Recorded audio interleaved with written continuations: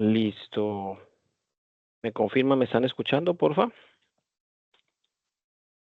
A la perfección. Sí, señor. Listo. Sí, Bueno, señor.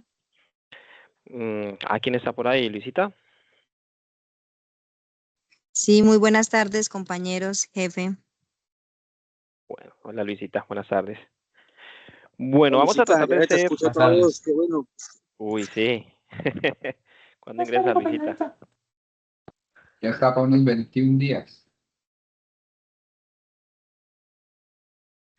Bueno, así como para no demorarnos mucho, vamos a ver en esta breve capacitación dos procedimientos muy importantes con mucha relevancia a nuestro proceso, ya que tiene que ver mucho con el tema de la cuantificación de volumen y tiene que ver con la calidad de datos. En este caso vamos a ver el procedimiento para el análisis de la gravedad API y el procedimiento para la determinación de contenido de agua en suspensión por el método potenciométrico del Carl-Fischer.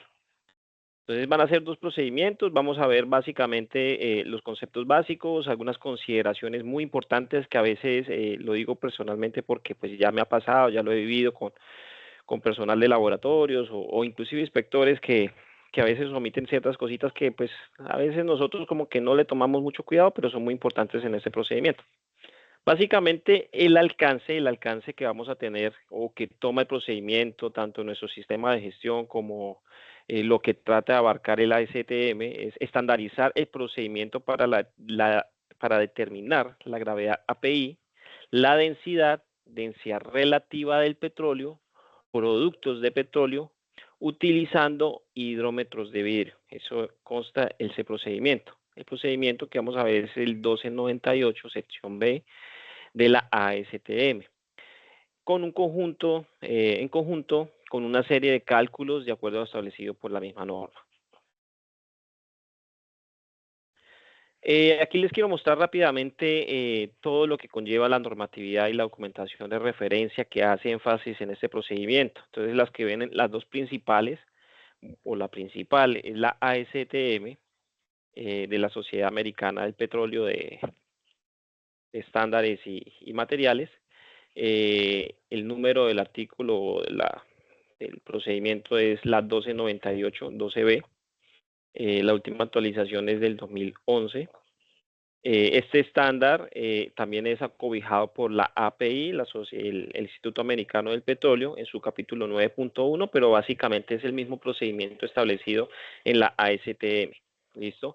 Hay otros estándares que los relacioné acá, que tiene que ver con el ASTM E1, que son las especificaciones que tienen que cumplir los termómetros de vidrio que se utilizan normalmente para este tipo de análisis, y el ASTM E100, que son las especificaciones que tienen que cumplir esos hidrómetros para ser implementados dentro de nuestro procedimiento. También hay otros como el API, porque pues obviamente nosotros tenemos que tomar la muestra, ya sea una muestra con autosampler o una toma de muestra manual. Entonces ahí se relacionan ambos capítulos y también se relaciona lo que es la resolución que abarca o que nos exige legalmente ya la aplicación de este procedimiento normativo internacional en territorio de Colombia. Y lo que van a ver más abajo son todos los documentos asociados a este procedimiento establecidos por nuestro sistema de gestión de laboratorios, de medición y laboratorios. Sin más preámbulos, veamos un poco los glosarios para conocer un poco qué es la gravedad API o grados API, como sus siglas en inglés, American Petroleum Institute. Es una medida de densidad que en comparación con el agua a temperaturas iguales precisa cuán pesado o liviano es un petróleo. Índices superiores a 10, es decir, que si nosotros calculamos la densidad del agua, el API del agua, perdón, esa va a ser 10. Es decir, que si nosotros tenemos líquidos por debajo de 10, van a ser denominados extra pesados o líquidos que se van a hundir en el agua. O si nosotros tenemos líquidos por encima de 10, pues van a flotar. Esa es básicamente como la diferencia que ellos hacen. Normalmente nosotros en la industria del petróleo pues encontramos pesados por encima de 10 y la gravedad API se usa también para comparar esas densidades de fracciones extraídas del petróleo. Hay una ecuación que es la que se implementó para determinar esa escala. La ecuación es la siguiente, la que vemos ahí es gravedad API a condiciones de 60 grados Fahrenheit es sobre una constante de 141.5 dividido en la densidad relativa. Esa densidad relativa es la comparación de la densidad del líquido que estamos manejando y que estamos calculando ese API comparado con la densidad del agua. Eso es la forma de calcular la densidad relativa. Y a eso le vamos a restar otra constante que es 131.5. El cálculo que nos vaya a dar, nos va a dar una densidad denominada grados API, que nos permite a nosotros establecer como en qué escala estaría clasificado este tipo de crudo. Entonces vamos a ver acá la clasificación que le da precisamente el API a los tipos de crudo que normalmente nosotros vemos. La densidad por debajo de 10 está pesado, los pesados van de 10 a 22.3, los medianos desde 22.3 hasta 31.1, y ya estamos hablando de un liviano o ligero de 31.5 hasta 39, y ya super ligeros o están livianos por encima de 39 API. Veamos un poco sobre los hidrómetros. Entonces, estos elementos que nos permiten determinar esa gravedad API en laboratorio son hechos de vidrio, se gradúan en unidades de densidad, densidad relativa o gravedad API como sea requerido. De hecho, en la norma ASTM E100 se establecen unos rangos de esos hidrómetros clasificándolos desde 1H, 2H, 3H hasta 4H, dependiendo de la escala. El hidrómetro apropiado debe flotar en una muestra con un espaciamiento de al menos 25 milímetros entre la parte inferior del hidrómetro y la parte inferior de la probeta. Entonces es un hidrómetro o un recipiente, una probeta que nosotros vayamos a determinar ese procedimiento, vayamos a realizar ese cálculo de API que no cumpla con ese espaciamiento mínimo que tiene que dar en el fondo, no estaría cumpliendo para nosotros poder restablecer y realizar ese procedimiento.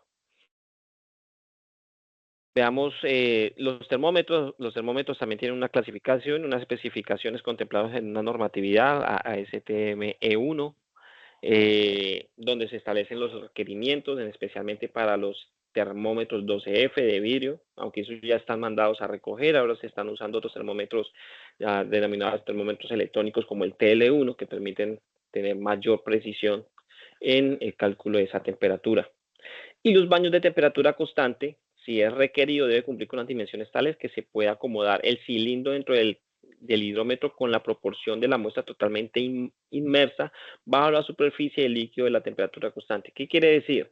Aquí digamos que sacamos un primer mito que he escuchado bastante en campo, es que nosotros cuando llevamos una muestra al laboratorio siempre decimos no, vamos a dejar que la muestra se enfríe.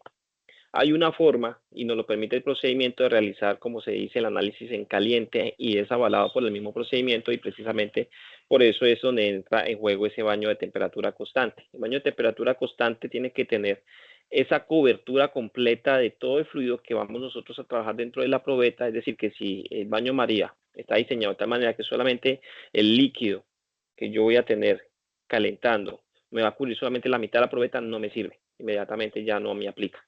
Entonces tiene que cubrir toda la parte. ¿Para qué? Para garantizar que toda la muestra que está dentro del recipiente de la probeta, a la hora de nosotros hacer el procedimiento para análisis de gravedad API, tiene que estar completamente inmerso. ¿Sí? Estos dispositivos, estos equipos nos permiten graduar la temperatura sin que ella sufra variaciones. Es decir, cuando tenemos una muestra caliente, podemos aumentar la temperatura, llevarla cercana a lo que está completamente la muestra, que se mantenga, y con eso nosotros podríamos determinar la gravedad API tomando temperatura 1 y temperatura 2, obviamente garantizando que no tenga una variación mayor a la que nos permite el procedimiento. ¿Listo? Entonces, de poder hacer muestras en caliente sí se puede. Normalmente he visto en testing que se llevan muestras y pues con tal de tener datos rápidos, no dejan enfriar la muestra, no tienen baño de temperatura constante y simplemente lo hacen lo más rápido posible. Eso es un procedimiento que no se debería hacer, que puede ocasionar bastante incertidumbre en el resultado. Inspecciones, bueno, básicamente las inspecciones asociadas a los equipos. Entonces tenemos el hidrómetro, el termómetro, no vamos a profundizar mucho en esto, simplemente hay que hacer unas verificaciones diarias y otras mensuales. Eso ya tenemos formatos establecidos para esto. Entonces vamos a empezar ya con lo que es el procedimiento. Una vez llega la muestra al laboratorio, nosotros vamos a iniciar un proceso de homogenización para garantizar que toda la muestra que se va a realizar, al que se le va a realizar el procedimiento o el análisis, tenga una homogeneidad, ¿listo? Tanto en temperatura como en todos sus componentes. Para eso, pues utilizamos equipos auxiliares en el laboratorio como el homogeneizador, el cual tiene que también cumplir unas especificaciones, es decir, se tiene que haber calculado anteriormente para el tipo de crudo que usamos un tiempo y unas RPM y haber hecho un test de homogenización para nosotros poder demostrar que el equipo está realizando a esas RPM y a ese tiempo una homogenización adecuada. Una vez nosotros tengamos nuestra muestra, nuestro producto, nuestra muestra homogénea, un dato importante es la temperatura líquido. Nosotros tenemos que usar la temperatura de la muestra a una temperatura ambiente del laboratorio. En este caso, cuando las dejamos enfriar, tenemos que garantizar que ella no debe sobrepasar una diferencia de entre 3.6 grados Fahrenheit con respecto a la temperatura del laboratorio, en el caso de que nosotros vayamos a hacer la temperatura ambiente, ¿sí? No sin usar baño María, porque en el baño María la temperatura de la muestra sería la que nos está arrojando el baño María. En este caso es para cuando la realizamos a temperatura ambiente. No debe superar los 3.6. ¿Qué hacemos luego? Transferimos la muestra a nuestra probeta, a nuestro recipiente, un cilindro de hidrómetro limpio, sin salpicaduras, para evitar la formación de burbujas de aire y minimizar la evaporación de los componentes más volátiles de la muestra. Luego, ¿qué hacemos? Colocamos el cilindro que contiene la muestra en una posición vertical, en una ubicación libre de corrientes de aire, es decir, que tenemos que alejarla de unas corrientes del aire acondicionado, donde tengamos presencia de corrientes de aire. La temperatura durante la prueba, como les comentaba, no debe variar de más de 3.6 grados Fahrenheit. Es decir, desde que yo arranco la temperatura ambiente, yo la registro antes y al finalizar la prueba. Es decir, que tampoco entre la temperatura del ambiente con la que yo arranque a realizar el procedimiento hasta que yo finalizo el procedimiento, no me tiene que variar más de 3.6 grados Fahrenheit. Luego realizamos la primera toma de temperatura del líquido. Entonces, introducimos el termómetro y agitamos la porción de la muestra usando una combinación de movimientos verticales y giratorios. Y luego registramos la temperatura denominada T1 de la muestra lo más cercano a una precisión de 0.1 grados Fahrenheit. Y luego retiramos ese termómetro. Ahora viene lo que es la inserción del hidrómetro. Entonces, introduzca el hidrómetro apropiado dentro del líquido y suéltelo cuando éste esté en una posición de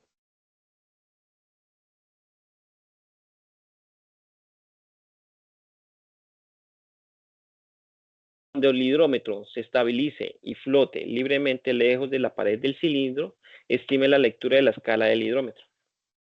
Para líquidos opacos, tome la lectura observada y hacer la corrección de menisco en los hidrómetros de escala API. Normalmente es 0.1 grados API. Ahí, como pueden ver, se hace la corrección del menisco, se toma el dato con corrección de menisco. Luego venimos a tomar la temperatura del líquido final. Sí, básicamente es el mismo procedimiento anterior: introducir el termómetro, agitarlo, registrar la temperatura como T2 de la muestra lo más cercano a la misma precisión de 0.1, registrar el promedio de los valores de la temperatura observados inmediatamente antes y después de la lectura. Algo curioso es que nos exigen que las diferencias entre la temperatura 1 y la temperatura 2 no deben exceder a más de 0.1 grados Fahrenheit. Es decir, que cuando usamos termómetros de vidrio, la escala de ellos viene en 0.5, es decir, que el dato de la temperatura anterior con respecto a la segunda tiene que ser exactamente la misma, ¿sí? Porque ellos no tienen mayor escala sino 0.5 en 0.5. Y la diferencia entre ambas es 0.1, entonces si me da una temperatura diferente, pues ya no estaría cumpliendo con este procedimiento.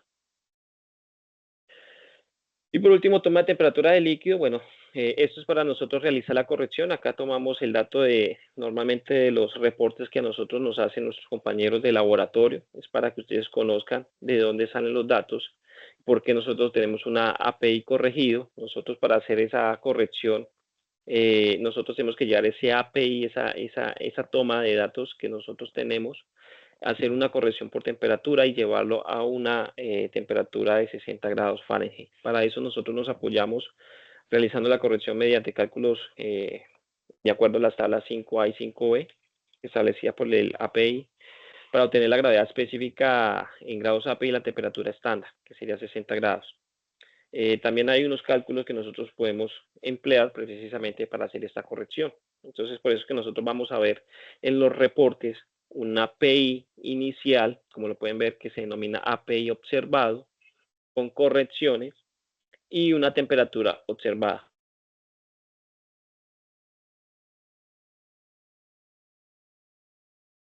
Que los certificados, ellos vienen con unas correcciones de cuando nosotros lo enviamos a calibrar. Resulta que esas correcciones básicamente anteriormente se omitían y simplemente se obtenía un dato de gravedad API y una temperatura, y simplemente con eso se calculaba y se obtenía un API corregido. Resulta que ahora nosotros, para ser un poco más preciso, porque hay una pequeña desviación de los instrumentos que nosotros manejamos en laboratorio con respecto a los patrones nacionales, por eso nosotros hacemos, para ser más precisos, hacemos esas correcciones de API observado. La temperatura se hace una corrección por el certificado que tengamos del termómetro que estamos trabajando, igualmente con el hidrómetro que estemos trabajando. Por eso ustedes van a ver que en algunos resultados que ellos emiten, vamos a tener toda esa cantidad de pronto cifras significativas, que eso básicamente lo que nos hace variar es por el tema de esas correcciones que nosotros le aplicamos de acuerdo a los certificados. Eso por esa parte. Ahora vamos a ver y hablar un poco sobre la determinación de contenido de agua en suspensión por el método potenciométrico del Carl-Fischer, la ASTM D4377. Y ahora les paso un dato un poco, digamos, que de pronto en Colombia no estamos teniendo en cuenta, pero sí es importante más adelante tenerlo en cuenta, ya que básicamente este método, como ustedes lo pueden ver, pues, aunque no me lo vayan a creer, es un método que ya prácticamente está mandado a recoger. Les soy honesto, ya prácticamente la misma ASTM los retiró de sus procedimientos, y el único que lo abarcaba era el API, y el API a partir del 2022 también lo retiró. Es decir, que hay procedimientos mejores a este que vamos a ver, o el que nosotros comúnmente empleamos en la industria del petróleo, que digamos que dan mejores garantías, mayores precisiones, mayor confiabilidad. Vamos a introducirnos en el que no todos conocemos, el ASTM 4377 por el método de Carl-Fischer, el método potenciométrico, porque hay Carl-Fischers que trabajan por otros métodos como el coulométrico. Eso lo podemos ver más adelante. Establecer cuál es el alcance que vamos a ver acá en esa pequeña introducción o capacitación que vamos a ver sobre este procedimiento. Establece los pasos a seguir para la determinación del contenido de agua y sedimentos por el método de titulación del Carl-Fischer, para ser usado en todos los campos de GeoPark Colombia SAS, donde se requiera determinar el contenido de agua por el método del Carl-Fischer de acuerdo a lo que establece esta norma. Entonces acá voy a relacionarles un poco la normatividad que acoge este procedimiento. Entonces, como ya les decía, la ASTM D4377 en el 2011, que fue la última versión que se generó en el 2011, fue retirado de la ASTM a partir del 2020. Duró 2 años porque la API igualmente lo acobijó bajo un capítulo, el capítulo 10.7, y básicamente es el mismo procedimiento, pero ya dejaron de incluirlo dentro de sus índices a partir del 2022, es decir, que fue retirada también de la API en el 2022. Es decir, que si nosotros vamos a la idea principal de estos estándares, pues a pesar de que el equipo pues es muy avanzado, ¿no? Ya está mandado a recoger, pues básicamente por varios temas que ya ahora les voy a comentar. El resto de documentación que hace referencia, pues la misma de muestreo dinámico y manual. La resolución también abarca, digamos que lo que actualmente no se evita de que esta estándar salga de su aplicación en Colombia, es que gracias a Dios la resolución 40236 del 2022 igualmente lo acobijó. Da las dos opciones que son mucho mejores, que se están utilizando hoy en el mundo, mucho mejores o más precisas para determinar ese contenido de agua, pero para no ser, digamos que drástica con la industria petrolera, que tiene prácticamente en todos los campos, funciona con estos equipos, pues incluyó también este estándar, a pesar de que ya las mismas entidades que lo crearon y lo estandarizaron ya lo mandaron a recoger. Entonces, ¿cuál es el método en que funciona este estándar o este procedimiento? El método de titulación, según la norma ASTM, es el potenciométrico, es una prueba de laboratorio estándar para medir el contenido de agua en el crudo. El principio básico de la determinación de agua de Carl-Fischer es una reacción de yodo con agua con una solución alcohólica en presencia del ácido sulfúrico y una base. Como es este método volumétrico, como es este método es volumétrico en yodo, puede irse añadiendo con una bureta de pistón. Entonces lo que nosotros hacemos es añadir una cantidad de titulante, la cual reacciona dependiendo del contenido de agua que tenemos en la muestra, pero en la misma norma nos dice que ya era susceptible a interferencias por mercaptanos y compuestos de azufre, es decir, H2O como sulfuros e hidrógeno el sulfuro, lo que podía afectar la precisión de la medición de agua. De hecho, es una de las principales debilidades que tiene. Entonces, no es tan preciso como todos pensamos. Como les comentaba, fue retirada en el 2020 y en el 2022 y hay otros métodos que ya precisamente por estar un poco tan obsoleta, por ser un poco costosa, precisamente por todo el tema de involucrar de que es susceptible también a la humedad del ambiente y nosotros trabajamos en ambientes muy húmedos, eso también ocasiona errores en su medición, el tema de que tenemos que estar calculando todos los días o realizando la estandarización, la concentración de los reactivos, bueno, toda esa cantidad de falencias que tiene este procedimiento lo ha hecho como que irlo haciendo un dado y pues está permitiendo hoy en día ofrecer equipos que trabajan con otro método que es mucho más preciso. Entonces, por ejemplo, acá la norma ya establece la 4928 Carl-Fischer coulométrico, que ya está hablando de un rango mucho más preciso, 0.02 al 2%, una alta precisión para crudos de bajo contenido de agua. Y estamos hablando de otra 6304 Carl-Fischer volumétrico o coulométrico que tiene una precisión aún mayor, 0.001% hasta el 100%. No tiene una limitante de porcentaje del 2%. Versátil, aplicable en muchos derivados de petróleo. Eso es un datico simplemente que quería darles, pero pues vamos a continuar centrándonos en cómo es este procedimiento. ¿En qué necesitamos? Bueno, vamos a ver un poco los conceptos básicos. El titulador Carl-Fischer es un equipo como tal, es un titulador con una bureta automática diseñada para medir bajos y altos contenidos de agua en mezclas. La homogenización, bueno, es el método de agitación donde se logra la uniformidad de las características físico-químicas de la muestra en cualquier punto. Y la mezcla es una combinación de dos o más componentes que se pueden separar por método físico sin alterar las propiedades en cada uno. Los materiales que vamos a involucrar, todos estos son los materiales que nosotros requerimos para realizar este análisis, este procedimiento, que lo hacen ser tan costoso. Titulador Carl-Fischer, que es un titulador potenciométrico Fischer, pues hay muchas marcas, ¿no? Está el Meter Toledo, SI Analytic, bueno, hasta HANA también tiene equipos. La más conocida es Meter Toledo. También tenemos que tener y contar con una balanza analítica. Tenemos que contar ya sea con una impresora o sacar los datos ya sea por USB, PDF, de alguna forma de nosotros tener el registro de los tiquetes que arroja el equipo. Jeringas para muestras, homogenizador, los reactivos que involucra el titulante, Titran 5, solvente Carl-Fischer con piridina o libre de piridina, de acuerdo al método, sileno grado reactivo y agua destilada.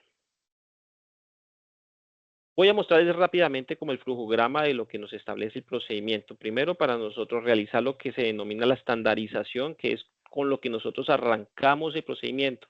Es decir, ¿qué nos dice la norma? Que nosotros tenemos que preparar el equipo y tenemos que calcular una concentración que requiere el método para poder determinar, de acuerdo al peso de la muestra que se agrega y a la cantidad titulante que se obtiene para estabilizar esa mezcla que tenemos en el recipiente, lograr una concentración con la que se va a trabajar, ¿sí? Para eso nosotros hacemos lo que se denomina el blanco o la estandarización de los reactivos, ¿sí? Para eso hay un procedimiento inicial, eso se hace de manera diaria. Entonces el procedimiento de GeoPark que nos dice o el procedimiento establecido en la STM que nos dice, bueno, primero estandarice el Carl-Fischer al menos una vez por día, eso ya no lo impone precisamente El procedimiento: tomar la muestra del tanque o de línea según aplique, de acuerdo a la norma como ya la conoce. Llevar la muestra al homogenizador durante el tiempo y la velocidad de RPM previamente determinado por la prueba de eficiencia, lo que ya les venía comentando. Entonces viene el primer condicional: el recipiente de titulación está limpio y seco. Si está limpio y seco, continuamos. Si no, ¿qué tenemos que hacer? Generar una nueva mezcla, es decir, realizar un vaciado y adecuamos el vaso con un nuevo mezcla para trabajar. Adicione solvente al recipiente hasta cubrir los electrodos. Normalmente son 40 mililitros. Cierre herméticamente el recipiente e inicie la agitación con el dispositivo magnético. Aquí traigo un procedimiento pequeñito de cómo se realiza esta estandarización. Es un video de 1 minutico.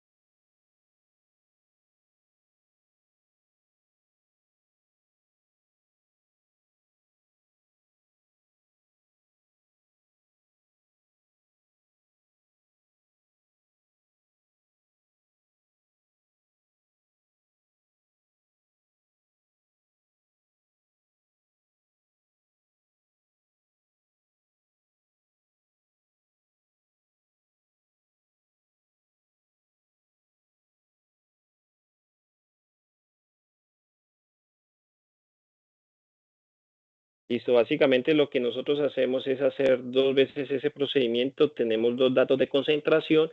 Esa concentración se saca un promedio. De hecho, el equipo tiene para calcular automáticamente ese promedio, pero ese promedio debe estar dentro de un rango menor a un error relativo del 2% para que sea aplicable. Continuando con el procedimiento, ya una vez tengamos el tema de la estandarización, entonces adicionamos reactivo Can-Fitch hasta el punto final es alcanzado y manteniendo durante 30 segundos. Llenamos una jeringa de 10 mililitros con la muestra, eliminar las burbujas de aire, determinar la precisión a 1.1 miligramos, el peso de la jeringa. Y ojo, mucho cuidado que hay que agregar dependiendo del contenido de agua esperado. Esto es otra de las limitantes que nos tiene el método, que nosotros tenemos que tener un conocimiento previo de cuánto es el porcentaje de contenido de agua que vamos a esperar. Es decir, que si nosotros no sabemos y vamos a ir completamente a la ciega, podemos estar colocando un tamaño de la muestra que se puede saturar fácilmente, es decir, agregando 5 gramos, ¿sí?, con un resultado de más de 1%, lo que puede ocasionar un error en la lectura completamente o que se sature completamente el medio.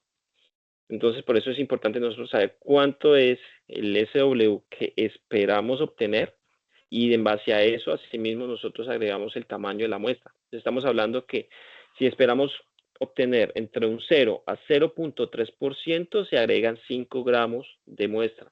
Si nosotros esperamos obtener de 0.3 hasta el 1%, 2 gramos de muestra. Y si esperamos obtener un dato de 1 gramo, de 1% en adelante hasta el 2% que me permite el equipo, pues solamente vamos a agregar 1 gramito de muestra para que no se nos sature y el equipo pueda trabajar en óptimas condiciones. Luego empieza el equipo a realizar su proceso de titulación. Entonces titula la muestra con reactivo Can-Fitch hasta llegar al punto final, manteniendo durante 30 segundos. y determine y registre el valor de agua equivalente del reactivo de Carfischer.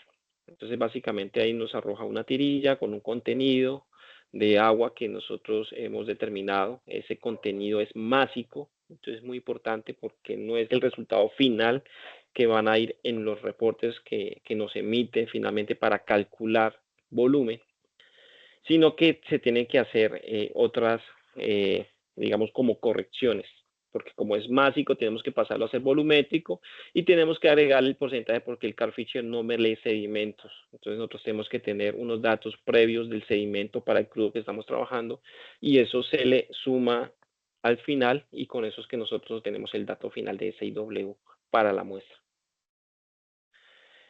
Importante que ese análisis se tiene que hacer por duplicado, es decir, que el resultado que nosotros vamos a obtener, él también tiene que tener una desviación menor al 2% de error relativo y el resultado final va a ser la sumatoria de las dos, de los dos SIW. Y una vez tengamos esa sumatoria de esos dos ICW, el promedio, perdón, de esos dos ICW que estén dentro de ese rango relativo, es donde nosotros le vamos a hacer toda esa aplicación de esos correctivos. Entonces acá yo tengo más o menos el formato que utilizamos en Campo Platanillo. Estos formatos normalmente lo utilizan los organismos de inspección como ANSPE, como SGS, como ProAce Intertech, donde involucran todas esas pequeñas correcciones. Entonces yo quería mostrárselos acá cómo funciona. Inicialmente, si ustedes pueden ver en la parte de abajo de la tabla, en la parte izquierda, se ve lo que es la concentración de titulante. Ese es el dato del día que nosotros calculamos con la estandarización. Ese es el resultado final, donde ya se le han hecho dos titulaciones, se ha sacado el promedio y ambas cumplen con el 2%, que son las diferencias son menos al 2%, y el resultado final con correcciones y todo es el que ya tenemos ahí. Ese dato nosotros lo requerimos dentro de los cálculos para que el Carfischer pueda calcular el dato del porcentaje que nos arroja en el etiquete. Él automáticamente lo guarda cuando nosotros hacemos la estandarización diaria, pero pues más sin embargo para los cálculos que nosotros realizamos de verificación, pues lo involucramos acá.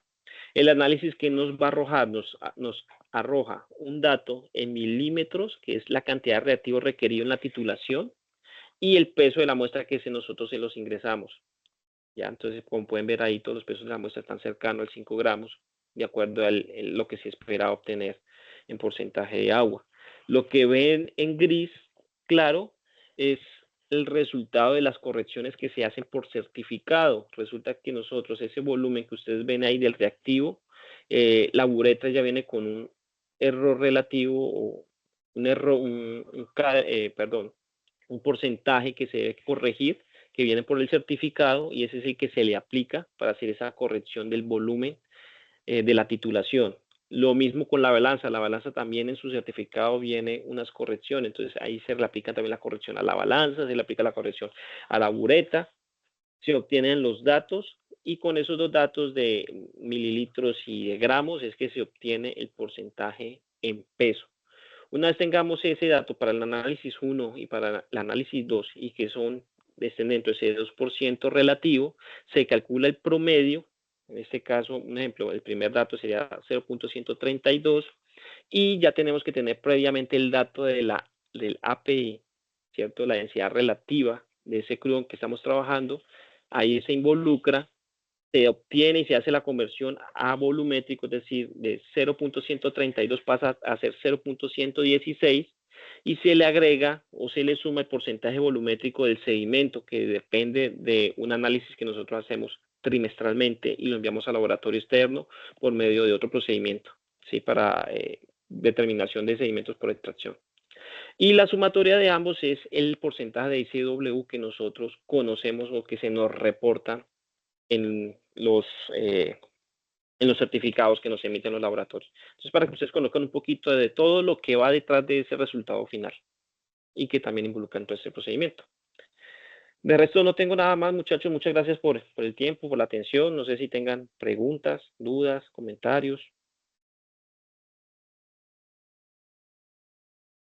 Obvio, yo más que preguntas, digamos que para todo el equipo como tal, me parece genial, digamos que nos metamos en el mundo del tema de lo que tiene que ver con los procedimientos para poder determinar sobre todo el SW ahora que estamos recibiendo todo el tema de exploratorios. Digamos que como dice Yud, o sea, es un mundo poco amplio, pero digamos que conocer en detalle las premisas de cómo se están haciendo estos procedimientos nos ayuda a todos a entender el por qué, el cómo. Entonces, no, yo sé, como siempre, está muy bien la capacitación. Nada, ese es como el aporte mío. Muchas gracias. Gracias, ingeniero.